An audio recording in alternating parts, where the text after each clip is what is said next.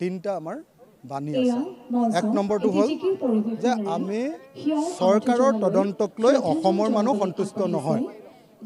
প্ৰথমটো হ'ল যে আমাৰ একদম স্পষ্ট কথাটো হ'ল যে অসমৰ ৰাইজ হিমন্ত বিশ্ব শৰ্মা চৰকাৰৰ তদন্তক লৈ অসন্তুষ্ট।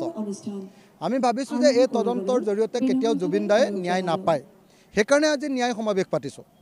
২ নম্বৰ কথাটো হ'ল যে আমাক কি লাগে, আমি দাবী কি কৰিছোঁ? আমি দাবী কৰিছোঁ যে জুবিন দাৰ যিসকলে মাৰিলে তেওঁলোকৰ হয় মৃত্যুদণ্ড লাগিব, নহ'লে যিবিলাকে মৃত্যুৰ কাৰণে ঠেলি দিলে তেওঁলোকক লাগিব BNSSৰ ১০৫ নম্বৰ ধাৰাৰ অধীনত যাৱজ্জীৱন কাৰাদণ্ড, নহ'লে ১০৩ নম্বৰ ধাৰাৰ অধীনত মৃত্যুদণ্ড, ফাঁচী।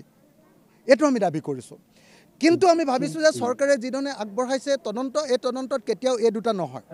সেইকাৰণে আমি CBI তদন্ত দাবী কৰিছোঁ আৰু প্লেছত য'ত ঘটনা ঘটিছে তাত গৈ তদন্ত কৰিবৰ কাৰণে দাবী উত্থাপন কৰিছোঁ আৰু চৰকাৰক চিৰিয়াছ হ'বৰ কাৰণে দাবী উত্থাপন কৰিছোঁ। চৰকাৰে যি কাম কৰি আছে এই কামটোত কেতিয়াও আমি সন্তুষ্ট নহয়। গতিকে ইয়াৰ ন্যায় সমাৱেশৰ জৰিয়তে ২০জন গায়কে, অসমৰ বিশিষ্ট গায়কে প্ৰতিবাদী গীত গাই আজি দাবী উত্থাপন কৰিব যে আমাক জুবিন দাৰ ন্যায় লাগিবই, জীয়াই আমাক লাগিবই। সাংস্কৃতিকভাৱে প্ৰতিবাদ সাব্যস্ত আজি সাংস্কৃতিকভাৱে প্ৰতিবাদ, ন্যায় সমাৱেশ আৰু সমগ্ৰ অসম জুৰি যাতে জুবিন গাৰ্গৰ মৃত্যুক লৈ প্ৰতিবাদ আৰম্ভ হয়, শ্ৰদ্ধাঞ্জলিও হওক আৰু প্ৰতিবাদো আৰম্ভ হওক, তাৰ কাৰণে আমি এটা নতুন ধাৰা তৈয়াৰ কৰি দিবৰ কাৰণে আজি শিৱসাগৰত এই অনুষ্ঠান আৰম্ভ কৰিছোঁ। তিনিটা আমাৰ বাণী আছে। এক নম্বৰটো হ'ল যে আমি চৰকাৰৰ তদন্তক লৈ অসমৰ মানুহ সন্তুষ্ট নহয়।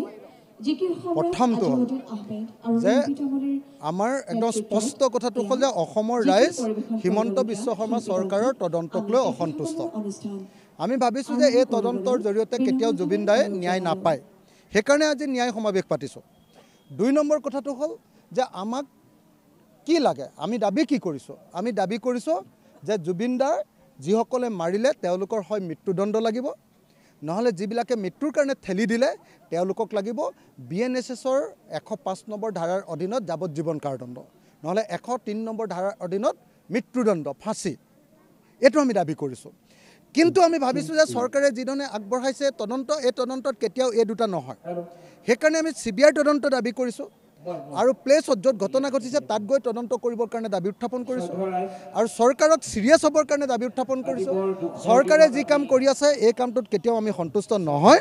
গতিকে ইয়াৰ ন্যায় সমাৱেশৰ জৰিয়তে ২০জন গায়কে, অসমৰ বিশিষ্ট গায়কে প্ৰতিবাদী গীত গাই আজি দাবী উত্থাপন কৰিব যে আমাক জুবিন দাৰ ন্যায় লাগিবই, জীয়াই আমাক লাগিবই। সাংস্কৃতিকভাৱে প্ৰতিবাদ সাব্যস্ত আজি সাংস্কৃতিকভাৱে প্ৰতিবাদ, ন্যায় সমাৱেশ আৰু সমগ্ৰ অসম জুৰি যাতে জুবিন গাৰ্গৰ মৃত্যুক লৈ প্ৰতিবাদ আৰম্ভ হয়, শ্ৰদ্ধাঞ্জলিও হওক আৰু প্ৰতিবাদো আৰম্ভ হওক, তাৰ কাৰণে আমি এটা নতুন ধাৰা তৈয়াৰ কৰি দিবৰ কাৰণে আজি শিৱসাগৰত এই অনুষ্ঠান আৰম্ভ কৰিছোঁ।